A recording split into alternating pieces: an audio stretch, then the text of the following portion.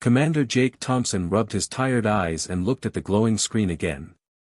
He couldn't believe what he was reading. After 20 years of scanning empty space for any sign of alien life, the message that finally came through was a cry for help.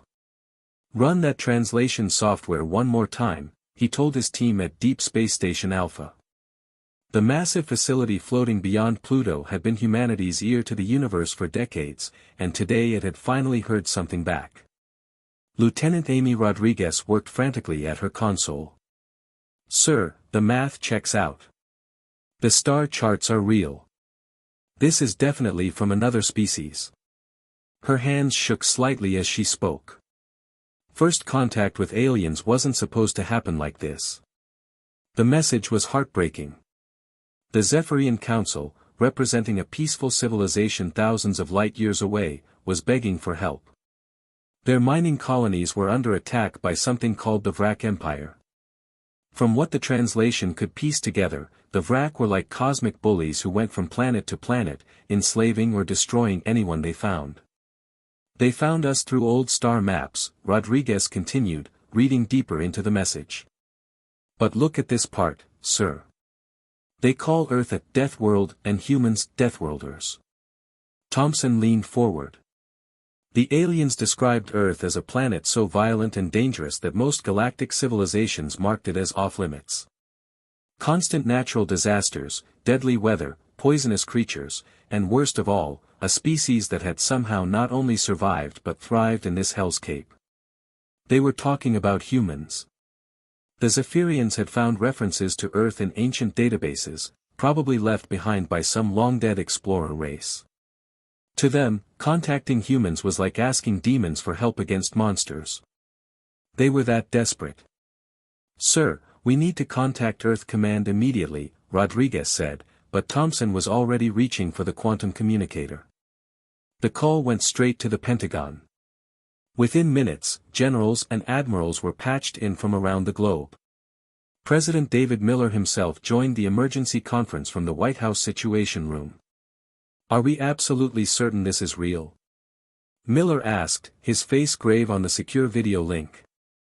"Mr. President, we've run every test we can think of," Thompson replied.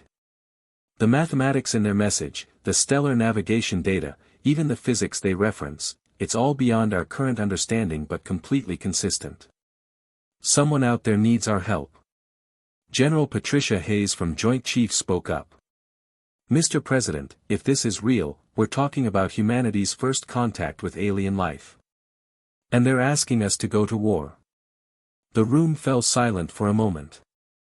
Everyone understood the weight of this decision. Humanity had dreamed of meeting aliens for centuries, imagining peaceful exchanges of knowledge and culture. Instead, their first interstellar neighbors were asking them to fight. "What do we know about these Vrak?" Miller asked. Rodriguez pulled up her analysis. "From what we can gather, they're an empire that's been conquering worlds for thousands of years. They seem to view other species as either slaves or obstacles. The Zephyrians describe them as unstoppable." "Unstoppable," Miller repeated quietly. He looked around at his advisors, seeing the same thought reflected in their eyes. Humans had never met a challenge they couldn't overcome, and they'd certainly never back down from a bully. Thompson watched the president's face change. It was a look he recognized from history books, the same expression Lincoln might have worn before preserving the Union, or Roosevelt before entering World War II. It was the look of a leader who had just decided to fight for what was right. "The Zephyrians found us because they needed warriors," Miller said finally. "They called us Deathworlders.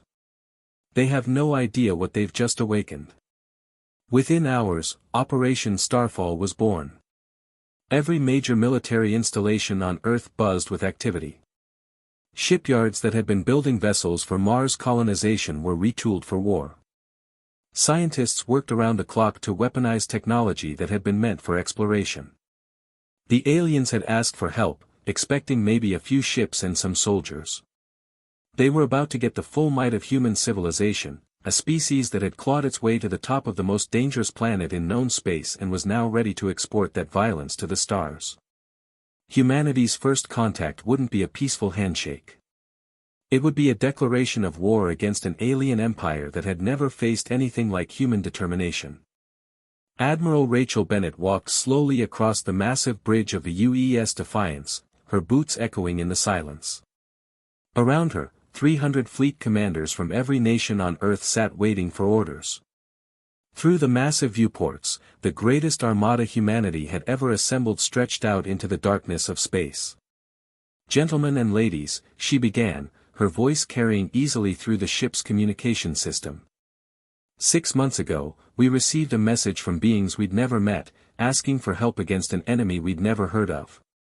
Today, we're about to jump into unknown space to fight a war that isn't technically ours." She paused, looking out at the fleet. Massive battleships bristled with weapons that had been theoretical just months ago. Carriers loaded with fighters designed specifically for space combat. Support vessels packed with enough firepower to level continents.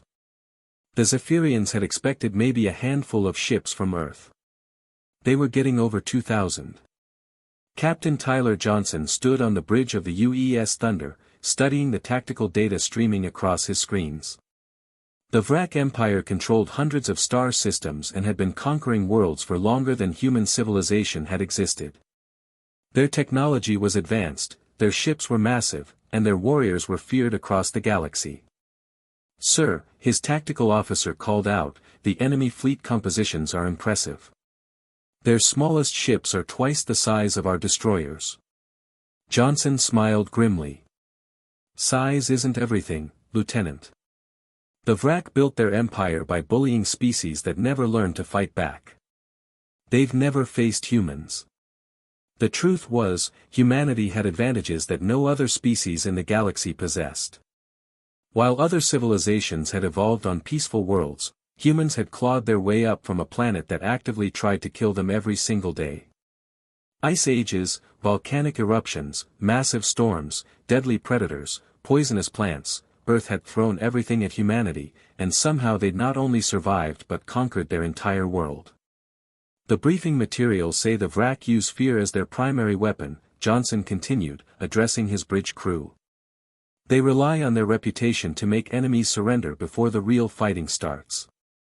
That works great against peaceful mining colonies. It's not going to work against a species that uses sharks as tourist attractions." Admiral Bennett's voice crackled over the fleet-wide communication system. "I want everyone to understand what we're walking into. The Vrak Empire has never lost a major engagement. They've destroyed entire civilizations. Their standard tactic is to show overwhelming force, demand surrender, and then enslave or eliminate everyone who doesn't comply. In the fighter bays, pilots ran final checks on their spacecraft. These weren't the sleek, elegant vessels that science fiction had promised. They were brutal, angular machines designed for one purpose: destroying anything that got in their way. Human engineering had always favored function over form. Lieutenant Colonel Danny Murphy addressed his Marine units over the intercom. "Listen up, people.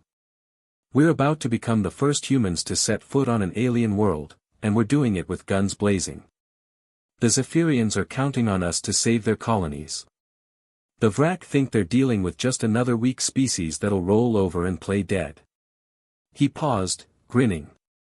"They have no idea that Earth is the kind of planet where evolution creates creatures like crocodiles, bears, and humans. We didn't become the dominant species on our world by being nice. The fleet's engineers had worked miracles in the past 6 months. Human technology had always been built for war, even when it was supposed to be peaceful. The same rockets that carried astronauts to Mars could be turned into devastating missiles. The same fusion reactors that powered cities could overload to create weapons of unimaginable destruction. All ships, this is Admiral Bennett," the announcement echoed through every vessel in the fleet. "Our new alien friends sent us a desperate message asking for help. They described humans as inhabitants of a death world, a planet so dangerous that most civilizations avoid it entirely. They have no idea how right they are. The navigation computers finished their calculations. 2,000 human warships prepared to make the longest military deployment in history, not just to another continent or planet, but to another star system entirely. The Vrak Empire has been terrorizing the galaxy for thousands of years, Bennett continued. They've never faced an opponent that considers warfare an art form. They've never fought a species that evolved by surviving everything the universe could throw at them. Today, they meet humanity. The fleet jumped to hyperspace, carrying with them the collective fury of a species that had never backed down from a fight and never lost a war that mattered. General Robert Hayes stood in the war room of the flagship, surrounded by holographic displays showing the approaching battle. The room hummed with activity as hundreds of officers coordinated what would become humanity's first interstellar military operation. But what caught everyone's attention were the alien observers standing quietly in the corner. Elder Kevin Wilson of the Zephyrian Council watched the preparations with growing unease. His tall, pale blue form seemed to shrink as he observed human military planning in action. The Zephyrians were a peaceful species. They had developed space travel through cooperation and scientific advancement. War was almost unknown to them. General Hayes, Wilson spoke through his translation device, his voice filled with concern. Your people seem to be preparing for total destruction rather than a rescue mission. Hayes looked up from the tactical displays. Elder Wilson, with respect, you asked us for help against an empire that enslaves entire worlds. We don't do anything halfway. The Zephyrian delegation had arrived just hours before the fleet reached Vrak space. They had expected to find a small human force, maybe 50 ships at most. Instead, they discovered an armada that dwarfed anything they had ever seen. What shocked them even more was learning that this represented only a fraction of Earth's military capability. Your species builds weapons into everything, observed Dr. Ashley Chen, the Zephyrian science advisor, as she studied human ship designs. Even your civilian vessels have military applications. Commander Pete Johnson from the Engineering Corps overheard the comment. Ma'am, where we come from, the line between civilian and military has always been thin. Our cargo ships can be converted to troop transports in hours. Our communication satellites can jam enemy signals. We learned long ago that peace is something you have to be prepared to fight for. Major Brandon Carter was suiting up in the Marine Bay when Elder Wilson approached him. The alien had never seen human battle armor before, thick, angular plates designed to turn the wearer into a walking tank. Every piece of equipment was built for maximum damage and survivability. Major Carter, your equipment seems excessive for a rescue operation, Wilson noted nervously. Carter checked his weapon systems methodically. Elder, let me explain something about humans. We evolved on a world where everything wanted to kill us. The weather, the animals, the plants, even the ground itself. We survived by being tougher, meaner, and more determined than anything else on our planet. He gestured to his fellow Marines, all preparing for combat with grim efficiency. When humans fight, we don't just fight to win the current battle. We fight to make sure the enemy never wants to fight us again. Ever. The tactical briefing began with Admiral Rachel Bennett explaining the human approach to warfare. The Zephyrians listened in growing horror as she outlined strategies that no civilized species would consider. The Vrak rely on overwhelming force and intimidation, Bennett explained. They show up with massive ships, demand surrender, and most species give up rather than face destruction. This works because most galactic civilizations are peaceful by nature. Elder Wilson nodded. This matched everything they knew about Vrak tactics. Humans are different, Bennett continued. We developed on what you call a death world. Every day on Earth was a fight for survival. We learned to turn disadvantages into advantages, to use our enemy's strength against them, and to never, ever give up. The war room displays showed human battle formations that seemed chaotic to Zephyrian eyes. Ships spread out in seemingly random patterns, with no clear front lines or defensive positions. Your tactics appear undisciplined, Dr. Chen observed. General Hayes smiled. That's because you're thinking like a civilized species. The Vrak expect their enemies to line up in neat formations and fight according to established rules. We don't have established rules. We have one rule, win. Lieutenant Colonel Amy Rodriguez addressed the fighter squadrons over the intercom. Pilots, remember your training. The enemy ships are bigger and more heavily armed than ours.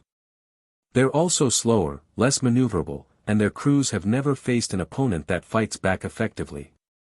She paused, looking out at the rows of combat craft. Earth didn't make us the dominant species because we were the biggest or strongest. It made us dominant because we were the most adaptable, the most creative, and the most ruthless when threatened. Elder Wilson watched a training simulation where human fighters performed maneuvers that would kill most pilots. Ships dove directly at enemy vessels before breaking off at the last second, used debris as weapons, and coordinated attacks that required split-second timing. Your pilots seem to have no fear of death, Wilson whispered. That's not quite right, Hayes replied. We're terrified of death. That's what makes us so dangerous. Fear keeps us sharp, keeps us thinking, keeps us fighting when any sane species would surrender. The final preparations were complete. 2,000 human warships approached Vrak space, carrying warriors from a world where survival meant learning to kill efficiently and without hesitation. The Vrak Empire was about to discover why the galaxy considered Earth a death world. The Vrak fleet hung in space around Kepler 442b like vultures circling wounded prey. Their massive ships, each one the size of a small city, had been bombarding the mining colony for 3 days. The peaceful Zephyrian colonists huddled in underground shelters, waiting for death or enslavement. Then the humans arrived. Admiral Rachel Bennett watched the enemy formation through the viewscreen of the UES Defiance. 200 Vrak warships arranged in perfect geometric patterns, their dark hulls bristling with weapons that could crack planets. They looked unstoppable, and for thousands of years, they had been. All ships, this is Admiral Bennett, she announced over the fleet communications. You're looking at an empire that's never lost a major battle. Their ships are bigger than ours, their weapons are more powerful, and they've been conquering worlds since before humans discovered fire. She paused, letting that sink in. Then her voice hardened. They've also never fought anyone from Earth. Show them what a death world produces. Attack. The human fleet scattered like startled birds, abandoning all traditional battle formations. To Vrak observers, it looked like panic. They had no idea they were watching the most dangerous military doctrine ever developed, controlled chaos. Captain Tyler Johnson piloted the UES Thunder directly toward the largest Vrak dreadnought, his ship accelerating far beyond safe limits. His crew gripped their stations as the engines screamed in protest. Sir, we're heading straight for their main guns, his tactical officer warned. That's the idea, Johnson replied calmly. They expect us to keep our distance and trade shots. Instead, we're going to get so close they can't bring their heavy weapons to bear. The Vrak commander of the dreadnought watched in disbelief as the small human ship dove directly at his vessel. No species had ever been crazy enough to attempt such a maneuver. At the last possible second, the Thunder rolled sideways, its weapons blazing at point-blank range into the dreadnought's unarmored belly. Meanwhile, Colonel Jake Davis was leading the most audacious boarding action in military history. His Marines had launched themselves from torpedo tubes, using personal thrusters to cross the vacuum of space and attach to the hull of a Vrak cruiser. Cutting through their hull now, Davis reported as his team burned through the alien metal with plasma torches. Remember, we're not here to capture this ship. We're here to wreck it from the inside. The Vrak had designed their ships to repel external attacks, not to stop enemies who were crazy enough to board them during active combat. Davis and his Marines fought through corridors built for creatures twice their size, using their smaller stature and superior mobility to devastating effect. These aliens fight like machines, Davis shouted to his team as they battled through the ship's power core section. They follow predictable patterns, use cover by the book. We're going to show them what human creativity looks like. In space, the battle had become a nightmare for the Vrak fleet. Human ships darted between the massive alien vessels like angry wasps, too fast and unpredictable to track effectively. When cornered, human pilots did things that violated every principle of self-preservation. Lieutenant Commander Beth Murphy watched her fighter squadron leader ram his damaged craft directly into a Vrak destroyer's bridge. The explosion took out the enemy ship's command center, leaving it helpless for other human fighters to finish off. Did he just? One of her pilots began. Yes, he did, Murphy replied grimly. And it worked. That's the difference between us and them. They fight to conquer. We fight to win, whatever it takes. The Vrak had built their empire on a simple principle: show overwhelming force, and most species would surrender rather than face destruction. They had never encountered a species that became more dangerous when cornered, that viewed desperate situations as opportunities for innovation. Elder Kevin Wilson watched the battle unfold from the safety of the human flagship, his blue skin even paler than usual. Your people fight like what, Elder? General Robert Hayes asked. Like nothing I've ever seen. You use tactics that should result in massive casualties, but somehow you're winning. Hayes nodded. Elder, humans evolved by surviving everything our planet could throw at us. Ice ages, supervolcanoes, asteroid impacts, predators that could crush us with one bite. We learned that sometimes the only way to survive is to be more ruthless than whatever's trying to kill you. The battle turned into a rout. Vrak ships, some of them veterans of hundreds of conquests, began breaking formation and fleeing.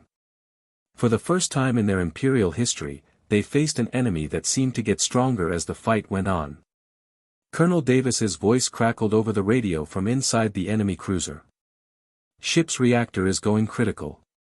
All Marines, get to the escape pods. This whole thing's about to blow.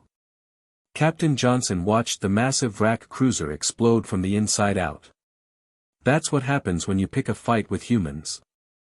We don't just beat you, we make sure you never forget the lesson. 6 hours after it began, the battle for Kepler 442b was over. The Vrak fleet was scattered, their survivors limping back to Imperial space with tales that would change the galaxy forever. Humanity had announced its arrival on the galactic stage not with diplomacy, but with overwhelming, terrifying victory. Ambassador Henry Brooks adjusted his formal diplomatic jacket as he walked into the most important meeting in galactic history. The Galactic Council chamber had been hastily relocated to neutral space after the Vrak homeworld fell to slave rebellions. Representatives from hundreds of species filled the massive hall, all wanting to understand what had just happened to their universe. 6 months ago, the galaxy had been a very different place. The Vrak Empire controlled nearly a quarter of known space, their iron grip keeping dozens of species in chains. Ancient civilizations lived in fear, knowing that any sign of resistance would bring the dreaded Vrak war fleets to their worlds. It had been this way for thousands of years. Then the humans arrived, and everything changed. Honored delegates, Brooks began, his voice carrying easily through the chamber's translation systems.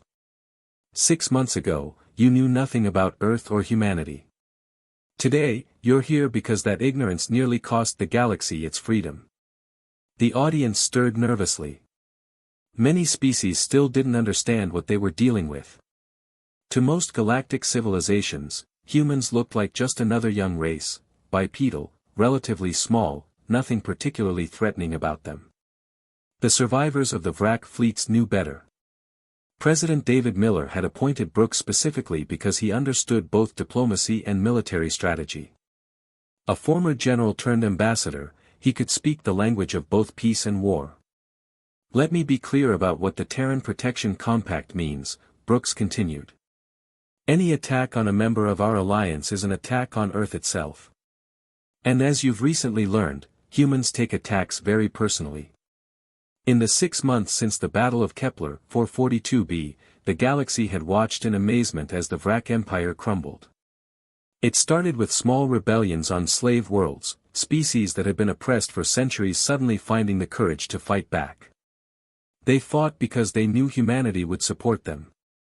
Admiral Rachel Bennett's fleet had become a symbol of hope across former Vrak space. Her ships, bearing the insignia of dozens of liberated worlds, patrolled trade routes that had been pirate havens for millennia. The mere presence of human vessels was enough to keep troublemakers away. "The humans patrol our shipping lanes now," reported Ambassador Kyle Martinez of the Andromedan Trade Federation. "For the first time in generations, our merchants travel without fear. These Earth people don't just respond to threats, they prevent them." The transformation had been remarkable. Species that had spent centuries as slaves were now rebuilding their civilizations. Ancient cultures thought lost forever were experiencing renaissance as their people rediscovered freedom. All because one desperate message had reached the right planet. Elder Kevin Wilson of the Zephyrian Council stood to address the assembly. His species had started this entire chain of events with their SOS message, and they still seemed stunned by the results. "When we sent our plea to Earth, we hoped for a few ships, maybe some weapons," Wilson admitted. "We had no idea we were contacting a species that would reshape the entire galactic order. The humans didn't just save our colonies, they liberated half the galaxy." The delegates murmured among themselves. Many species were still trying to understand human nature. How could a relatively small planet produce such effective warriors? How could one species defeat an empire that had dominated space for millennia? General Robert Hayes provided military briefings to Allied governments, explaining human tactics and strategy. What he found was that most species simply couldn't comprehend Earth's approach to warfare. "You have to understand," Hayes explained to a gathering of military leaders, "humans didn't evolve to be the biggest or strongest species on our planet. We evolved to be the smartest, most adaptable, and most determined. When we fight, we're not just trying to win, we're trying to make sure we never have to fight the same enemy again." The results spoke for themselves. Former Vrak territories were now peaceful, prosperous regions protected by human fleets. Trade flourished under Earth's protection. Scientific cooperation reached levels not seen in galactic history as species shared knowledge without fear of conquest. Captain Tyler Johnson commanded a patrol group in what had once been the heart of Vrak space. His ships regularly encountered delegations from species wanting to join the Terran Protection Compact. "Sir, we have another request for alliance," his communications officer reported. "The Centaurian Republic wants Earth's protection." Johnson smiled. "Send them the standard package. Full diplomatic relations, mutual defense treaty, and trade agreements. Let them know that as long as they keep their noses clean, nobody's going to bother them." The galaxy had learned a crucial lesson about humanity. When humans made friends, they protected those friends with a ferocity that shocked other species. When they made enemies, those enemies tended to disappear from the galactic stage entirely. Ambassador Brooks concluded his address to the Galactic Council with words that would become famous across known space. The Zephyrians sent out a desperate cry for help, hoping someone would save them from bullies. They got more than they bargained for. They got humans, a species that doesn't just fight bullies, but makes sure those bullies never threaten anyone ever again. The new galactic motto had become, "Peace through superior firepower," and humanity had proven very good at providing both. The age of empires built on fear and oppression was over. The age of human-protected peace had begun.